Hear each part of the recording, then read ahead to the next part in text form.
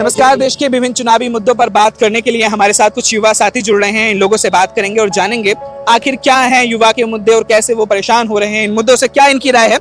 आपका नाम क्या है? जी, मेरा नाम वैभव त्रिपाठी है। वैभव, अभी 2-3 मुद्दे जो बहुत चर्चाओं में हैं, जिसमें श्री राम मंदिर का चंदा का मुद्दा है, E100 का कुछ मुद्दा है। आपके लिए सबसे ज्यादा इस आने वाले चुनाव में क्या मुद्दा रहेगा? देखिए, चुनाव में तो आने वाले समय में जैसा कि चुनाव आ रहा है और ये लग रहा है कि चुनाव अक्टूबर नवंबर में हो सकते हैं, जिसे फरवरी मार्च में होना था। चुनाव आते ही पूरा परिवेश बदल सा जाता है। आज के समय में जो स्थिति है, चुनाव के समय में वो पूरी तरीके से बदल जाएगी। चुनाव को धर्म के रूप में देखा जाएगा, जातियों में देखा जाएगा, और जो रियल मुद्दे हैं, जो जनता के मुद्दे हैं, उसे चुनाव की गाइडलाइन से बाहर कर दिया जाएगा। अच्छा, क्या है रियल मुद्दे, क्या है जनता के मुद्दे? जनता में आप देखिए, इस समय बेरोजगारी चरम सीमा पे है। बेरोजगारी आप इस तरीके से अंदाजा लगा सकते हैं कि साहब 32,000 लोगों की वैकेंसी आ रही है और उसमें लाखों में फॉर्म भरे जा रहे हैं। हमने कुछ रिसर्च किया था, उसमें मिला था कि तकरीबन एक फॉर्म पे 100 से ज्यादा उम्मीदवार हो रहे हैं। यानी एक उस पे पद के लिए 100 से ज्यादा उम्मीदवार हो रहे हैं। तो आप समझिए कि एक उम्मीदवार अगर सिलेक्ट हो जाएगा तो बाकी के 99 उम्मीदवार उनको नौकरी नहीं मिलेगी। आखिर उनकी क्या गलती है? तो बेरोजगारी की समस्या वो है। पेपर लीक के मुद्दे लगातार आप देख रहे हैं देश में किस तरीके से। और अभी जो है उत्तराखंड में एक लड़की ने सुसाइड भी किया नीट की वजह से। तो पेपर लीक का मुद्दा है, बेरोजगारी का मुद्दा है। और मुझे लगता है कि इलेक्शन में जो सबसे बड़ा मुद्दा होने वाला है वो बेरोजगारी का होने वाला है।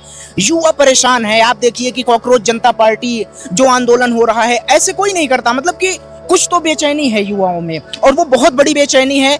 अगर युवा की बेचैनी क्या वाकई वोट में कन्वर्ट हो पाएगी? क्योंकि इससे पहले भी जब चुनाव हुए हमने तब भी देखे कुछ आंदोलन बने, लेकिन वो वोट में वैसे कन्वर्टेड नहीं हो पाते हैं। अब सर, इसमें दो बातें होती हैं। एक तो जैसे कॉकरोच जनता पार्टी का उदाहरण लेते हैं। जब ये आंदोलन हुआ तो कुछ लोगों ने कहा कि साहब ये तो विदेशों से आए हुए लोग हैं। कुछ लोगों ने कहा नहीं, सच में ये हमारे देश के युवा हैं। अब जो हमारे पास कोई प्रमाण नहीं है कि वो विदेशों से आए हैं, वो हमारे देश के हैं, लेकिन एक अच्छी संख्या में वहाँ युवा उपस्थित थे और उन्होंने आंदोलन किया। और ये आंदोलन केवल दिल्ली के जंतर मंतर तक नहीं था, लखनऊ के इको गार्डन में हुआ। जो है देश के अलग अलग राज्यों में, जिलों में इसका अनाउंसमेंट किया गया कि यहाँ पर जो है वो आंदोलन हो सकते हैं। बेचैनी है। अब ये बेचैनी वोट में, जैसा कि आपने, ये बढ़िया सवाल है कि साहब ये वोट में तब्दील होगा कि नहीं होगा, क्योंकि जैसे ही इलेक्शन आएगा माहौल दूसरा हो जाएगा पैसों के दम पे। और वोट में केवल युवा नहीं होता, आधी आबादी महिलाओं की भी है। अच्छा, अगर चुनाव में किसी तरीके से ये मुद्दे चल भी गए तो बंगाल जैसा हल भी हो रहा है क्या? अब जी, ये तो कुछ भी हो सकता है। चुनाव तो मतलब कि एक अद्भुत चीज है, किसी को समझ नहीं आ सकता कि क्या होता है। वोटिंग के एक दिन पहले तक स्थिति कुछ और होती है। नहीं, चुनाव हो गए, वोट डल गए, सरकार बन गई, उसके बाद अब अभी जो बंगाल में आपने देखा होगा कि पूरी जो सत्ता पक्ष के साथ जो विपक्ष था, वो विपक्ष भी सत्ता पक्ष हो गया। नहीं, वो तो अब कुछ लोगों को, राजनीतिक विश्लेषक तो ये कहते हैं कि साहब चुनाव के पहले से ही ये प्लान सेट था कि ऐसे ऐसे बोलना है, हिंदू मुस्लिम करना है, जनता को एक तरीके से बांट देना है दो खेमों में और सरकार बन जाएगी। तो हमने देखा किस तरीके से सयोनी घोष हो गई। राघव चड्ढा भी हाल ही के उदाहरण है। और हाँ, तो ये सारी चीजें जो है हो ही रही हैं। अब अगर जो है ये चुनाव हिंदू मुस्लिम पे होता है, अभी आपने देखा होगा कि वेस्ट यूपी में गुर्जर के बड़े नेता राजकुमार भाटी ने जो है उनके खिलाफ किस तरीके से बात चलाई गई। उनको जाट विरोधी बताया गया, उनको ब्राह्मण विरोधी बताया गया। और एक सिचुएशन ये आ गई थी कि अखिलेश यादव मीटिंग करते हैं लखनऊ में, और उनसे जब राजकुमार भाटी के मुद्दे पर पूछा जाता है तो वो ये राजकुमार भाटी का पक्ष लेते नहीं दिखाई देते हैं। उन्होंने खुले मंच से ये कहा कि साहब हमने अपने जो है कार्यकर्ताओं को कहा है कि कोई भी ऐसी टिप्पणी न किया जाए जिससे जन भावना आहत। अखिलेश ये कह रहे हैं कि लोकतंत्र का यूपी वाला जो चुनाव, आखिरी चुनाव होगा, उसके बाद लोकतंत्र खत्म हो जाएगा। लगता है कि ये बात में दम है? नहीं सर, ये तो एक चीज है ना कि अखिलेश यादव विपक्ष में हैं, वो अपना काम बखूबी कर रहे हैं जैसा विपक्ष को करना चाहिए। सवाल रख रहे हैं, सवाल पूछ रहे हैं, और उनको अगर हल्के में लिया जाए तो मुझे लगता है ये गलत बात होगी। जो लोग उनको हल्के में ले रहे हैं, ये गलत बात होगी। इंडिया गठबंधन इस समय तेजी से आगे बढ़ रहा है। ऐसा नहीं है कि सत्ता पक्ष कमजोर है, सत्ता पक्ष भी दावा उतना ही कर रहा है। तो चुनाव मुझे लगता है कि टक्कर पे होगा। अब एक फैक्टर जो है चंद्रशेखर आजाद और मायावती ओवैसी। मायावती हैं। अब मायावती के साथ सर जनाधार तो है। ये नहीं है कि एकदम से खत्म हो गया, क्योंकि जो दलित वोटर्स हैं, आप कोई आ जाए, दलित वोटर्स, मैं बता रहा हूँ, मैं तो गया हूँ दलित की बस्तियों में, आज भी उनकी जुबान पर मायावती का नाम होता है। लेकिन पोस्टर्स वैसे नजर नहीं आ रहे हैं। अगर जितने आप देखेंगे होर्डिंग्स पर देखिएगा, जो चंद्रशेखर हैं वो बहुत लाइमलाइट में आ रहे हैं। मतलब जो यूथ भी है, अगर दलित अपना एक लीडर की पहचान मायावती से अलग लेने की कोशिश कर रहे हैं, तो वो शेप ले रहे हैं। नहीं, यूथ क्या है ना कि अब चंद्रशेखर के सामने क्या है कि करो या मरो। 2000 हमने देखा ये लोकसभा जो चुनाव हुआ था 2024 में, इसमें ये एक सीट जीतते हैं नगीना का, और उसके बाद ये बड़े नेता की ओर बनने की ओर बढ़ चलते हैं।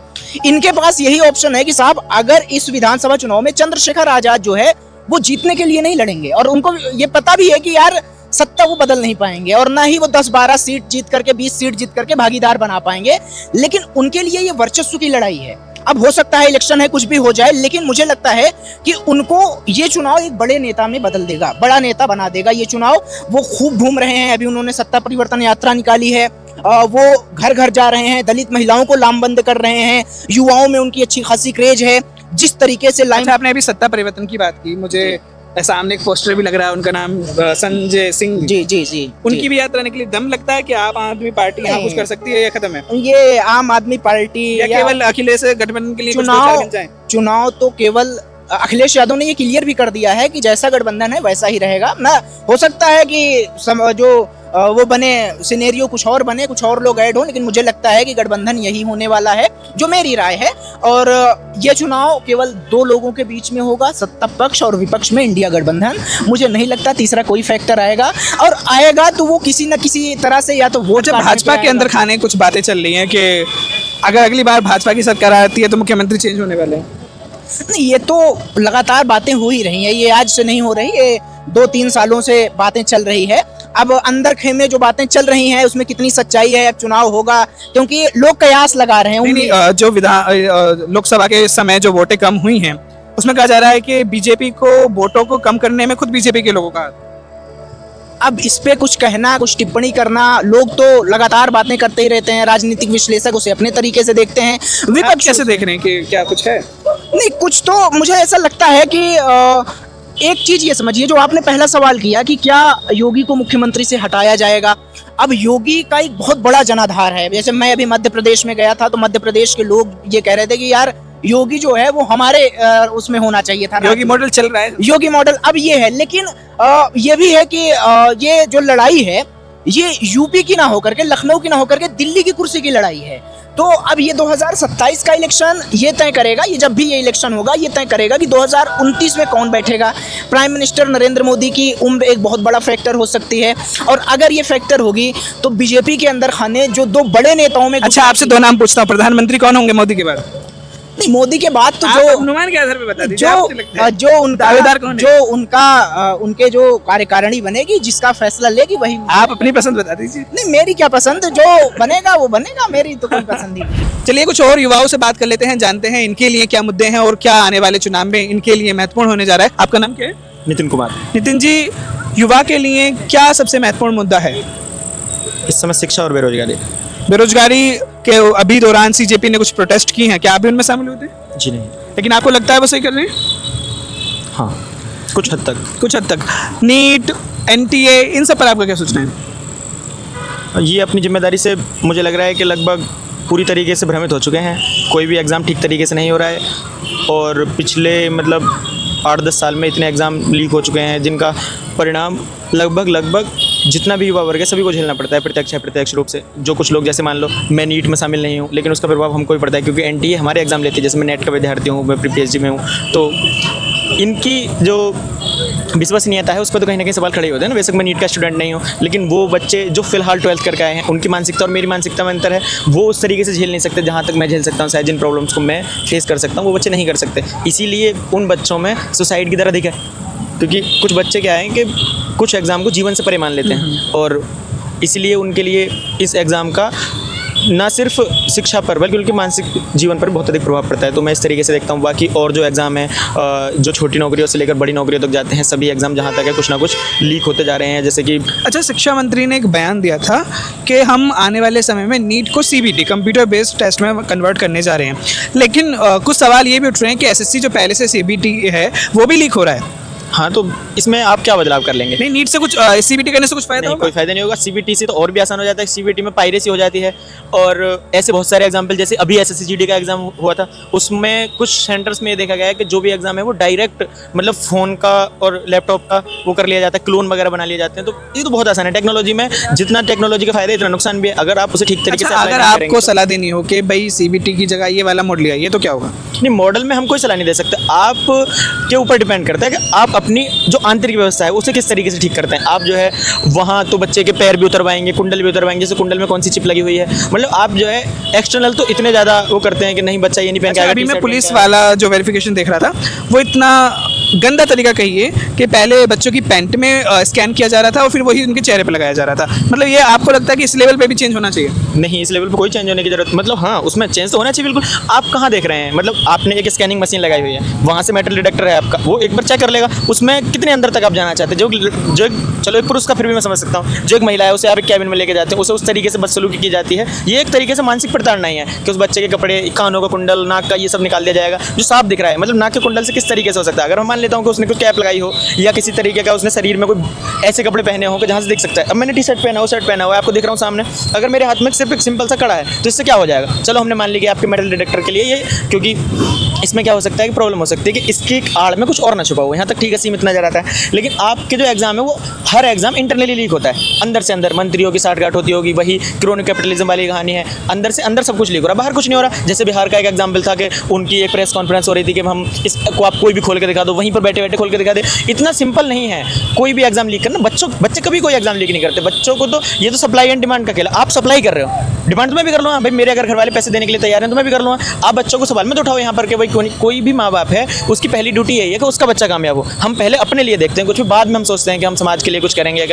अब बच्चों से ये उम्मीद करें, अब जैसे टेलीग्राम बैन कर दिया, भाई टेलीग्राम में से नीट के बच्चे कितने हैं? मान लो 2 करोड़ बच्चे हैं, लेकिन जनता तो 140 करोड़ है ना। 140 करोड़ के हक तो तुम छीन तो ले कह रहे हैं टेलीग्राम बैन कर दिया, अगर जिसको शेयर करना होगा व्हाट्सएप पे भी कर लेगा। हाँ, क्यों नहीं कर सकता? व्हाट्सएप बैन करना है, छोड़ दे भाई, यूट्यूब बैन करना है। अगर मेरे पास होगा मैं यूट्यूब पे लाइव कर दूंगा, मुझे ले जाएगी पुलिस पकड़ के, लेकिन 2 करोड़ लोगों के साथ तो खिलवाड़ कर दो ना मैं, जान से तो तुम मार नहीं दोगे मुझे।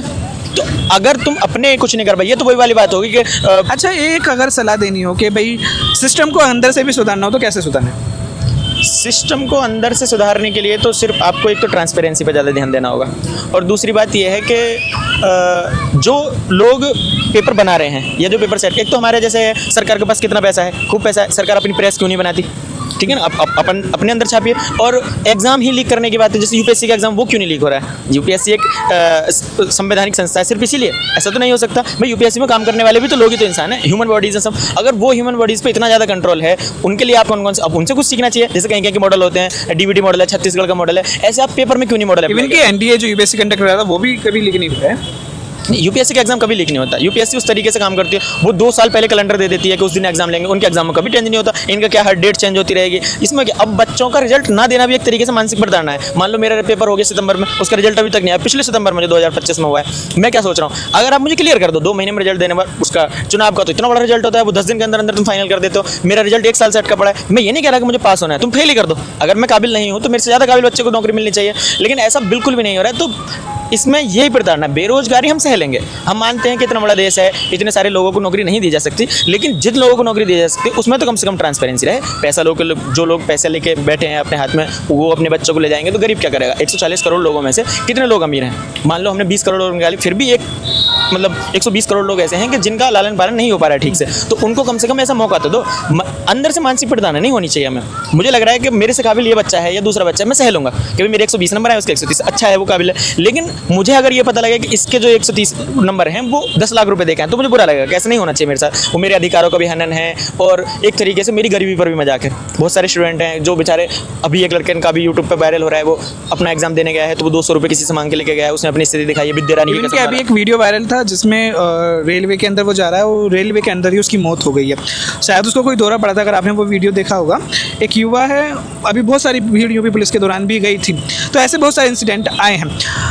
अगर एक सॉल्यूशन आपको अपनी तरफ से सरकार को देना हो, सुझाव देना हो कि आप ये चेंज कर लीजिए, तो आप युवाओं का मुद्दा सरकार के तक पहुँचे? नहीं, सरकार के पास इतना ज़्यादा पुलिस बल है, सरकार के पास इतना ज़्यादा प्रशासनिक बल है। सबसे पहले तो सरकार जो पेपर लीक के जो भी मुद्दे हैं या सरकार सबसे पहले पता है सेंटर दूर भेजने का सरकार के पास सिंपल सा एक लॉजिक ये है कि हम इसलिए दूर सेंटर बनाना चाहते हैं कि बच्चे पेपर लीक ना कर पाए। मैं सरकार से फिर यही बात कहता हूँ कि बच्चे लीक नहीं कर रहे हैं, पेपर आप लीक कर रहे हैं, आपकी सरकार लीक कर रही है, आपके मंत्री लीक कर रहे हैं, आपके बड़े बड़े जो अधिकारी हैं वो लोग लीक कर रहे हैं बच्चों के। अभी मेरा वो था GIC लेक्चरर का पेपर था और GDC का पेपर था, दोनों एक पेपर बनारस पढ़ा है, एक पेपर प्रयागराज पढ़ा है। अगर मैं सिंपल गणित लगाता हूँ तो एक पेपर में 6,000 रुपये खर्चा रहा है, 6 दूनी 12,000 रुपये मेरे गए।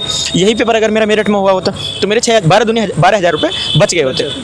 मैं तो पेपर लीक में इन्वॉल्व नहीं हूँ, उसकी सजा मुझे क्यों मिल रही है, मेरे घर वालों को मिल रही है। 12,000 रुपये सिर्फ एग्जाम के लिए, पास फेल होना तो बात की बात है, सिर्फ एग्जाम देने के लिए मैं फिर उसमें जाऊँ। उसके बीच में मुझे कुछ भी हो सकता है, मुझे घर से और मेरठ तक आना है, मेरठ घर मेरे पास ही है, तो मुझे ना कोई ट्रांसपोर्ट। वो लड़का क्यों मरा, इसलिए मरा ना कि उसको इतनी दूर तक भेजा गया। उसको भेजने की जिम्मेदारी किसकी है, नहीं भेजना चाहिए ना आपको सेंटर बनाना। आपके पास पुलिस बल है, आप मेरठ के बच्चों को मेरठ में सेंटर लें, उनका बच्चों को बोलें, तो ना किसी को इतना ज़्यादा ट्रैवल करना पड़ेगा, इन बीमारियों से तो बचा जा सकता है। एक तरफ तो आप कहते हैं कि आप पेट्रोल का इस्तेमाल कम करें, एनर्जी क्राइसिस है हमारे पास, दूसरी तरफ मेरा आपने सेंटर डाला 700 किलोमीटर दूर, तो ना तो ये इकोनॉमिकली मेरे लिए ठीक है, ना एनर्जी के लिए ठीक है, ना देश के लिए ठीक है। इसके लिए तो आप देश से भी गद्दारी कर रहे हो, मेरे जेब से भी पैसा गया, मैं शरीर से भी बेकार हुआ, और उसके बाद अगर मैं फेल हो जाता हूँ तो मैं मानसिक रूप से भी बीमार हो जाता हूँ। और लीक हो जाता है तो लीक हो जाता था और भी ज़्यादा बीमार हो जाता। मेरे 12,000 तो गए, उसके बाद में दोबारा 12,000 देने। अब क्या तुमने इलाहाबाद सेंटर डाला था, अब क्या तुम बिहार डाल दो कि भाई उससे मैं लीक नहीं कर पाऊंगा। जिसको लीक करना है वो तो कर लेगा, उसके लिए इतनी बड़ी बात नहीं है। तो ये तो इस चुनाव में आने वाले समय में शिक्षा और बेरोजगारी सबसे बड़े मुद्दे आपके लिए हैं। नहीं, मेरे लिए, क्योंकि मैं उस वर्ग का इंसान हूँ, तो मेरे लिए शिक्षा और अच्छा, देश में इतनी बड़ी युवा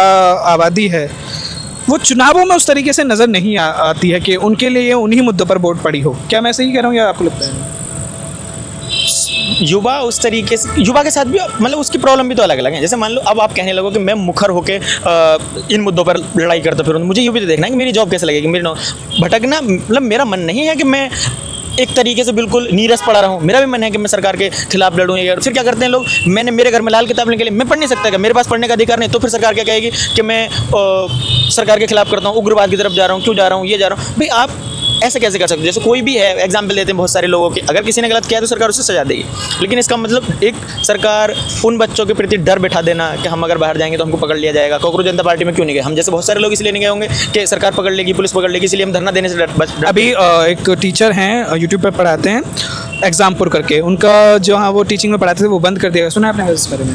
जैसे उन्होंने विरोध प्रदर्शन में वो शामिल हुए थे और अब उनका जो टीचिंग संस्थान है उसको किसी तरीके से सरकार ने पॉइंट बताया, उन पर वो बैन कर दिया गया। तो ये तो एक तरीके से वही वाली बात होगी ना कि जो भी हमारे खिलाफ अगर आवाज़ उठाएगा तो हम उसको दूसरे तरीकों से अपने रास्ते से हटाने की कोशिश करेंगे, वही वाली। खैर, आने वाले चुनावों में युवाओं के लिए ऐसे ही मुद्दे लगातार, चाहे वो शिक्षा के हैं, बेरोजगारी के हैं, या फिर जैसे इन्होंने बहुत सारे मुद्दों पर बात की है कि बहुत दूर लगभग आपके सेंटर डाले जा रहे हैं, तो उसके पीछे क्या कुछ लॉजिक ऐसा है जो आगे भी बरकरार रहे, क्योंकि पेपर तो लगातार लीक हो ही रहे हैं। इसी तरह युवाओं से आगे भी बात करते रहेंगे। मैं हूँ आपके साथ कपिल कुमार, फिर आपसे कल मुलाकात होगी शाम 7 बजे मेरठ के इसी चौक से।